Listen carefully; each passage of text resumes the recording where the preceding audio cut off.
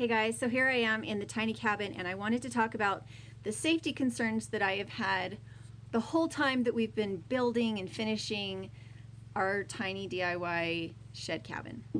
And that is the railing. Every tiny house that we have stayed in, because we experimented with this before we decided to get the cabin, we rented a lot of Airbnbs that were tiny houses, and we found in all of them nobody was putting railings in the sleeping lofts. It's like they believed that everybody is socially responsible for their own bodies during sleep and that nobody would ever roll or anything.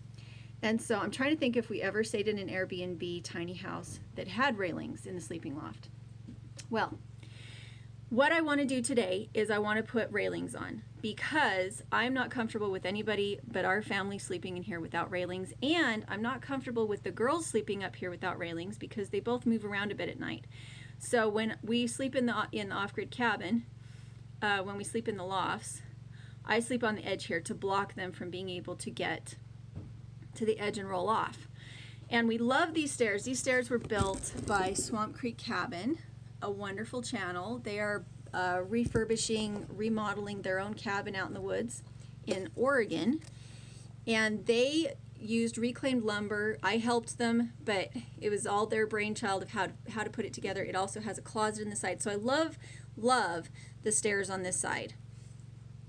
They make my heart happy to look at them, but I do need to put railings on them now because I don't want the liability of renting it out as an Airbnb and having somebody get hurt. I don't want that on my conscience. It's one thing if it's a broken arm, it's another thing if it's a broken neck. So all the wood that we have used in this cabin has been either reclaimed, bartered, or we've made it ourselves. And I absolutely love that about this place. So once again, I'm going to be pulling from our boneyard, which is our collection of wood that we have to make these railings. And I've never done it before, but I'm pretty sure I can figure it out. The other concern on the other side is a little bit more extreme. So we'll see if we can get to the point where you can see it well. And once again, it's really hard to film in here, guys, so I'm really sorry.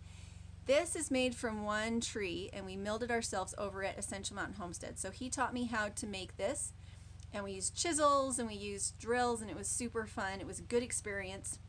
And we put food storage in it. So that's the ladder up to that loft. At this point, because I do not have a window in that loft, it is not used for sleeping. Our cabin has a wood stove, and even if it wasn't a wood stove, it was some other kind of heater. If you're going to sleep in a space, you need to be able to escape from it if there's a fire. So before this would turn into a sleeping loft, I need to put a window in, but I also need to put in railings because this ladder is very challenging when you first get used to it. Now we run up and down it like squirrels, and it's not a big deal. There's no fear. But once again, we have no railings. So I need to put railings on both sides, and I need to put a window in.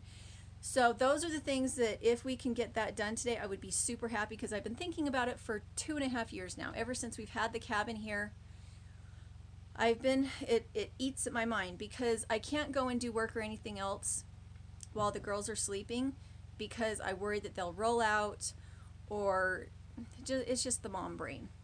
So that's the safety concern I wanted to share with you that I just keep not getting done. There's so much you can do that is DIY that is simple. Just make sure to check out your regulations as far as spacing. I know on railings they want to make sure an infant can't get their head through. And so that's an issue. So I need to go find out what the regulation spacing is, and then I'm going to start getting my wood together. And we'll see if this thing I've been putting off for so many years can get finished. Make sure to go check out Swamp Creek Cabin, because they are building and remodeling their cabin in the woods in Oregon. There you are. Hi, honey. I think Goldie is actually getting picked on because there's some blood on her back. And I think Which one is Goldie? The golden one. Okay. And I think she's also the mother. So I gave How many eggs does she have in that nest? a lot. How many is a lot? Like 12? 9 probably. Something Okay. around there. So she'll probably start sitting soon. You know what you could do? You could go get the dog shelter that we and have. then go put it over there. The dark. It's actually underneath the bush where it's plenty sheltered. It's underneath a small blueberry bush. Oh, then it's probably getting watered. Okay, I'll go fix that. So I will come help you. I will come help you in a minute when I'm done with my video, okay? So go out and finish your weed whacking. I finished it already. Even down the road? You want me to do it down the road? Yes, I want, and you got behind the goat shed? Yes, I did. Okay, so I need both of you to go out and let me finish the video. That would be the kindest thing to do right now. So I can finish the video. I didn't even know. Are you fully finished with the hotbed loading? It's fully put in? I will be Not out in a all of second. it. So that's what you, both of you can work on that right now. Sorry guys. So go check out Swamp Creek Cabin. They're amazing. They're remodeling their cabin. And Essential Mountain Homestead, that's where all this rough cut lumber that you see here, that's where it all came from. And we were able to go up and use his sawmill in order to harvest it. And they are good friends, and I really appreciate all the care they exhibited to help me get all this put together and teach me some things that I needed to know so that I could do all this myself. Because even though we milled the lumber, John and I and the girls were the ones who put it in, and even though Swamp Creek Cabin helped us put this together, along the way they taught me how to do it myself, which was very exciting because I did have some fear about tools before that. So hopefully you enjoy seeing our off-grid, mortgage-free, debt-free, and yet incredibly cozy cabin. If you're interested in Aircrete rocket mass heaters, go check out the Honeydew Carpenter. We had temperatures at 28 degrees Fahrenheit last night. We had started the stove yesterday morning, and we let it go out at about 7 or 8 o'clock last night, and we didn't realize that we had left a window open downstairs. And so the fire had gone out at 8. We had a window open down here. The cabin stayed warm all night because of the pebbles and the mass that's in the bench. We didn't even skip a beat at 28 degrees.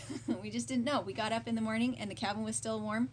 And I thought, why am I hearing the birds so clearly? And I came into the kitchen and the window was open. So that's over at Honeydew Carpenter.